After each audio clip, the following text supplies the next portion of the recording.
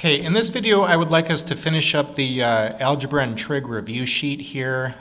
Really just kind of the last thing I wanted to talk about was the topic of inverse trig functions. This will come up occasionally in the calc sequence, but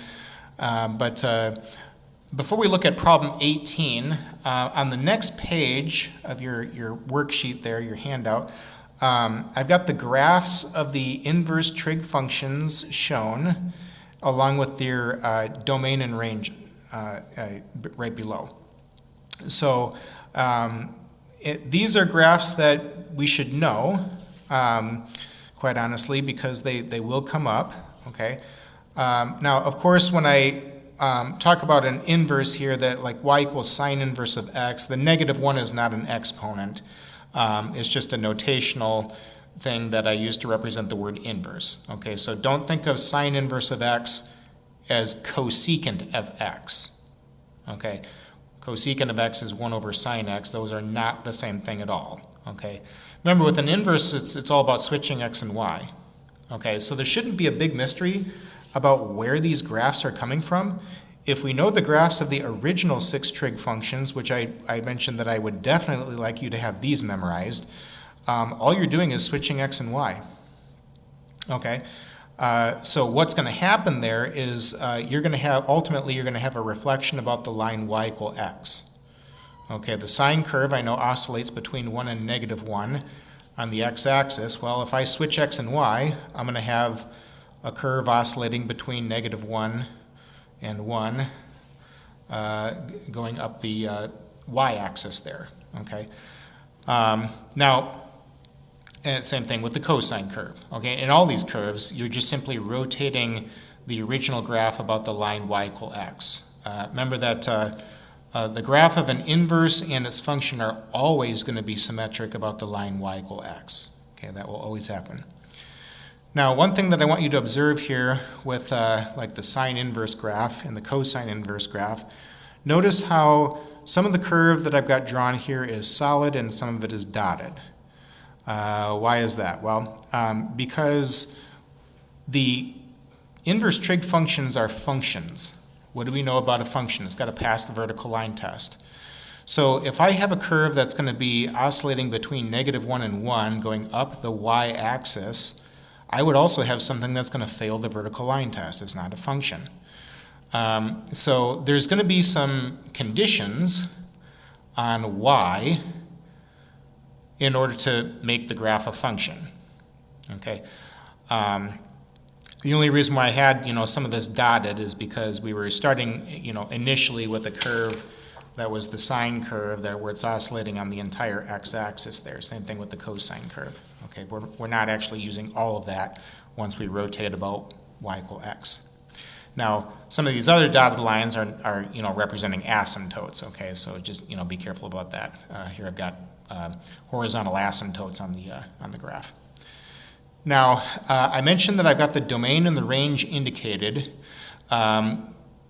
It's important to know the domain and the range, especially the range, when you do calculations with inverse trig functions. Okay, let's take a look at problem 18. So I want to find the exact value without a calculator. Part A, suppose I want to find the exact value of cosine inverse of 1/2.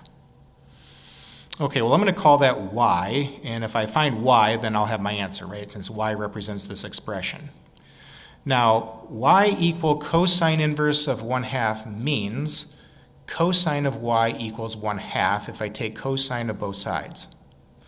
Now, the conditions on the cosine inverse curve for the range are that y is between 0 and pi, including those numbers, and I can see that from the picture.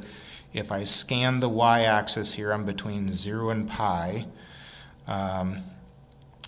so that's where that's coming from. But that's important to mention in the problem because, when I build my triangle here, my angle, y is an angle, by the way, I would know that for this problem, that angle is going to be in quadrant 1 or quadrant 2, okay, because of the condition on y here.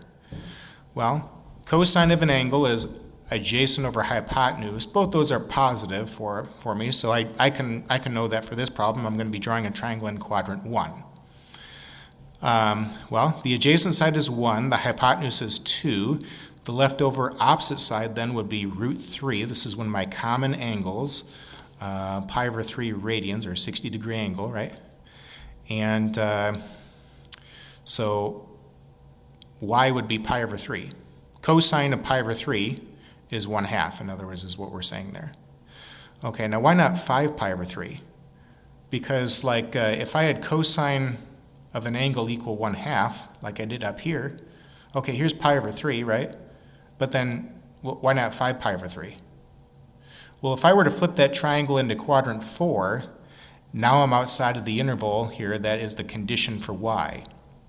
Okay, so that's why it's important to know the range of the function, right? If I were to have 5 pi over 3 also represented, I would now have a wrong answer, okay, because I didn't know the conditions on y. Of course, when you work with inverse trig functions, you only have one y value, which is something that we know about a function in general, right? For each x, there's only one y, right? There can't be all these y values coming out of the calculation, otherwise it's not a function then. All right, so it's something to keep in mind. You know, like this problem here is very similar to this problem up here, but I'm only going to have one y value, one output value. Okay.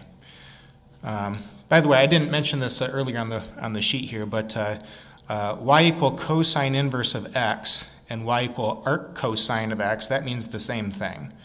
Okay, a lot of math books use the arc cosine notation, or arc sine notation, arc tangent notation in place of the -1 that we see. Okay, but both mean the same thing. Your book will do that here also. Okay, so for some of the problems, you might see cosine inverse of x, and other problems you might see arc cosine of x. Don't worry about that. They both mean the same thing. Okay. Let's try part B, tangent of sine inverse of -1/3. Okay, well, I'm going to let y be sine inverse of -1/3. And I'm going to take sine of both sides. Y equal sine inverse of -1/3 means that sine of y would be equal to -1/3. And the conditions on the sine inverse function are given here on this sheet here. Y has to be between -pi/2 and pi/2. Okay, and so I've got that stated. And I like to state the conditions on the y values. That way I know, hey, I'm going to be in this quadrant or this other quadrant when I draw my triangle, right? So by stating this, like I know right away, when I draw my triangle, it's either going to be in quadrant 1 or quadrant 4. Well, now, -1/3 is the same as -1 divided by 3, right? And that's how I'd want to look at it, because -1/3 is also the same as 1 divided by -3. I wouldn't want to look at it as 1 divided by -3, though, because the hypotenuse is never going to be a negative, since that represents the radius of the circle that you've drawn there. The radius is always going to be a positive. Okay, so the opposite side in this problem is -1, and the hypotenuse is 3. I got to find the adjacent side, which I'm just going to temporarily call that x, and I can use the Pythagorean theorem, knowing that this is a right triangle. The sum of the squares of the legs equal the square of the hypotenuse. So you're going to have x squared plus -1 squared equal 3 squared. -1 squared is 1. 3 squared is 9, so if you subtract 1 from both sides, x squared equal 8 when you take the square root of both sides. X would be plus or minus 2 root 2 when you simplify. You're going to the right of the center, therefore x is going to be a positive 2 root 2. If I were going to the left of the center, that'd be a negative, of course, right? So that'd be the adjacent side. Okay, now I've got this triangle built here. And by the way, this is not one of my common angles, okay, which is why I was using the Pythagorean theorem. Okay, this isn't, you know, an angle that is a multiple of 30 degrees or 45 degrees. But I was still able to, you know, solve the triangle here in terms of the sides. And if I go back to the problem, all right, I want to find tangent of sine inverse of -1/3. Well, sine inverse of -1/3, that's what I was calling y. And I'll replace that then. I need to know tangent of y. Now y is an angle. Just like over here, y is pi over 3. Okay, y is an angle in this problem also. So I need to know tangent of this angle. Well, I've got this triangle built in terms of angle y. Tangent of an angle is opposite over adjacent. So the opposite side is -1, the adjacent side is 2 root 2. -1 over 2 root 2, that would be the exact value. Again, we're finding exact values. You shouldn't need to do anything with a calculator or decimal, and rounding. Those are not exact numbers there. All right, so that's how this problem would go. The inverse trig functions will come up, okay? They come up quite a bit, actually, in Calc 1, and throughout the entire calc sequence, they come up, and they are worth knowing, okay? I would like you to know the basic information about the inverse trig functions, especially these 3 here. You'll do quite a bit, actually, with the tangent inverse function kind of towards the end of Calc 1, and then in Calc 2, you'll do quite a bit of things there also. So it's, to me, it's just worth knowing, all right? But again, as I mentioned earlier, these graphs there's no mystery about where they come from. We should know the original graphs, and all we're doing is rotating those original graphs about the line y equal x. Okay, at this point, I am now done with the review handout that I gave you, and so I'd like you to look at these problems here in Chapter 1, the odd-numbered problems, and also Appendix D is a section at the end of the book covering trigonometry, and I feel like there's several problems there that you'd want to make sure that you're fine with going into Calc 1 here. All right, and if we need to, go back to algebra and trig for various things, which will happen, we'll kind of cover that on an as-needed basis, right? Of course, the more practice that you can get with algebra and trig, the better, so be sure that you're looking at this stuff and that you're comfortable with building on algebra and trig, okay?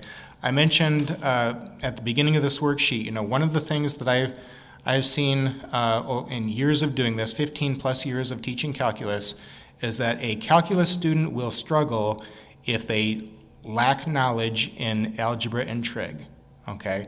If you barely got past algebra and trig, you want to make sure that you are comfortable with that information, because you will need it. You will be using it all over the place in Calc 1, and like anything else, the more you practice, the better you get with stuff with it. Okay, so I highly recommend looking over these problems, and in the next video we'll get into the calc stuff.